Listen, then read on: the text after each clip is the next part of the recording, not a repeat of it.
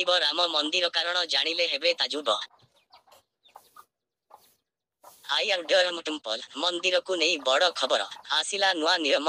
ମନ୍ଦିରରେ ବର୍ତ୍ତମାନ ରାମଲଲ୍ଲାଙ୍କ ଦର୍ଶନ 1 ଘଣ୍ଟା ପାଇଁ ବନ୍ଦ ରହିବ। ସବୁଦିନ ଦ୍ୱିପ୍ରହରେ ଏହି ବନ୍ଦ ରହିବ।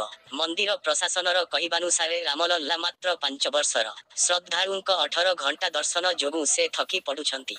ଏଥିପାଇଁ ମନ୍ଦିର ପ୍ରଶାସନ ସ୍ଥିର କରିଛି ଯେ ରାମଲଲ୍ଲାଙ୍କ ମନ୍ଦିର ଦିନ 12:30 ରୁ 1:30 ପର୍ଯ୍ୟନ୍ତ ବନ୍ଦ ରହିବ। ଏହି ସମୟ ମଧ୍ୟରେ ରାମଲଲ୍ଲା ବିଶ୍ରାମ କରିବେ। ମନ୍ଦିରର ମୁଖ୍ୟ ପୂଜାରୀ ଆଚାର୍ଯ୍ୟ ସତ୍ୟେନ୍ଦ୍ର ଦାସଙ୍କ ଅନୁସାରେ ବର୍ତ୍ତମାନ ଉମାନ ରାମଲଲ୍ଲା ମାତ୍ର 5 ବର୍ଷର।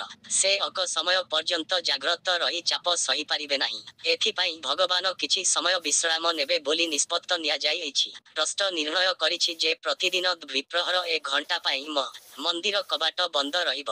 ଯେଉଁ ସମୟ ମଧ୍ୟରେ ରାମଲଲ୍ଲା ବିଶ୍ରାମ କରିବେ। ସମୟ ପ୍ରାଣ ପ୍ରତିଷ୍ଠା ସମାରୋହ ପରେ ମନ୍ଦିରରୁ ଆସୁଥିବା ଭକ୍ତଙ୍କ ଭିଡ଼କୁ ନଜରରେ ରଖି ମନ୍ଦିର ଟ୍ରଷ୍ଟ ଦର୍ଶନ ସମୟ ସକାଳ 6 ରୁ ରାତି 10 ପର୍ଯ୍ୟନ୍ତ ବଢ଼ାଇ ଦେଇଛି। ଆଚାର୍ଯ୍ୟ ସତ୍ୟେନ୍ଦ୍ର ଦାସ ହେଉଛନ୍ତି ରାମ ଜନ୍ମଭୂମିର ମୁଖ୍ୟ ପୁରୋହିତ ଓ ସେ ପିଲାଦିନରୁ ଅଯୋଧ୍ୟାରେ ରହି ଆସୁଛନ୍ତି। ସେ ପ୍ରାୟ 32 ବର୍ଷ ଧରି ରାମଲଲ୍ଲା ମନ୍ଦିର ସହିତ ଜଡ଼ିତ ଥିଲେ ଏବଂ 1992ରେ ବାବ୍ରି ଭାଙ୍ଗିବା ପୂର୍ବରୁ ସେ ପ୍ରଭୁ ରାମଙ୍କୁ ପୂଜା କରି ଆସୁଥିଲେ। ସେଥିପାଇଁ ସେ ରାମ ମନ୍ଦିରର ମୁଖ୍ୟ ପୁରୋହିତ।